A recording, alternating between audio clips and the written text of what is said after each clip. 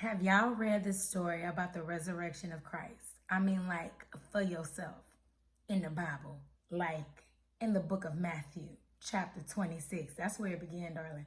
Let's get into it. Now, I have never read the Bible in its entirety, okay? I am 36, but I will. That changes. I'm not saying today it changes, but it does change. By the end of this year, I'm going to have been and read the whole Bible, all right? And hopefully me and you and I, us all, we can go over it together and we can get a little closer to God. So it is almost Easter. Today is Thursday. Tomorrow is Good Friday. And I was going over my word because, I'm trying to get closer to the Lord. Amen. 100% Christian, 100% human. We cannot judge. All right. But I was going over the story. I was told to me a lot. They always go over the story every Easter. Amen. But it's something about like reading it and meditating on the word for yourself. Y'all want to review the story? Let's go. As I said, this goes over the whole plot of Jesus while he's preparing to get crucified, okay? All right, so the elders and the high priest was scheming to secretly arrest and kill Jesus, okay? While Jesus was in Bethany, a woman came and bathed him in high perfume oil, something that she could have stole, but she bathed Jesus with it to prepare him for his burial. Then Judas, all right, Judas, all right, one of the 12 disciples went to the elders and agreed to conspire with them against Jesus for 30 pieces of silver. Can we call time out right there? 30 pieces of silver. You sold Jesus out for 30 pieces of silver. That made me think about how many people betrayed me for less. All right. Man, it even started with him. So why would we think that we're exempt? Okay. Now we on the Last Supper. Jesus wanted to have dinner with his disciples at their place so he could talk privately with them. So it was Passover, right? And during dinner, Jesus just leaned back and was like, when are y'all going to betray me? Can I call another timeout to say how gangster that is? Can you imagine? In my mind, they eating like the finest foods, okay? You got steak there, shrimp, crab, you got caviar there, you got some smoked salmon, whatever you want, all you can eat buffet. And he just leaned back. One of y'all is gonna betray me. He didn't raise his voice. He didn't cut the dinner short. Wow, totally gangster. So, of course, a guilty person, like a hit dog will holler. All of them started speaking up like, Jesus, not me. Not me. I've been rolling with you since 9-3. I've been down with you since we left Galilee. Not me. Not me. In my mind, that's how they were.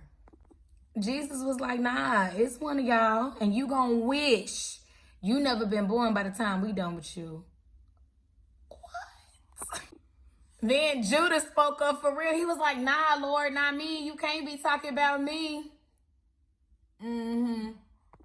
Now, Jesus was like, I'm pretty sure it took so much restraint and discipline for him not to call Judas out right then. But he held his peace, baby. He held it. And he was like, Jesus broke bread and he said, this is my body. Eat it. He picked up a cup, blessed it, told everyone to drink it, for this is his blood. Then they sung, celebrated, and went out to the Mount of Olives. Jesus told them, after I ride, I'm going to go ahead of you, and I'm going to go ahead and head into Galilee. Peter was like, Jesus, I'm with you, ride or die. Jesus looked at Peter like, and again, this is in my mind, child, you gonna deny me 3 times by the time the rooster crow. But Peter was like, nah, even if I have to die with you, I'm not disowning you. Jesus, what you mean?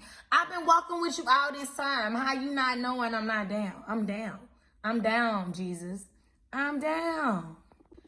Then Jesus went to go pray for his soul the first time, and he got overwhelmed with the sorrow to the point of death, because that's a heavy burden for anybody to carry, it was something. It says Jesus even fell to the ground.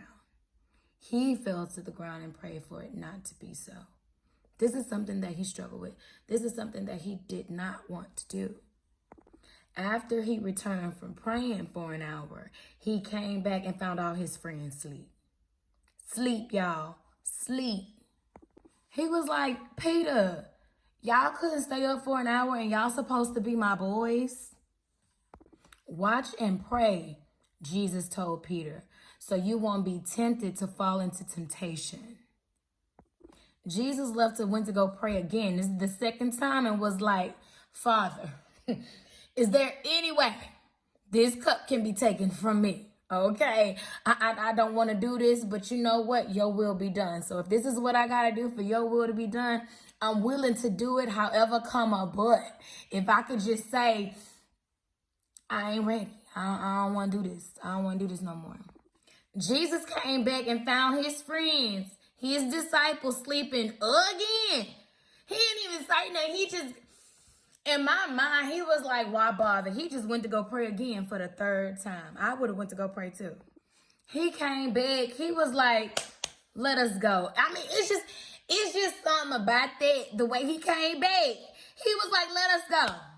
It's time for my betrayer to betray me. In other words, he was like, let's go ahead and get this show on the road, baby, because I'm ready to get over with.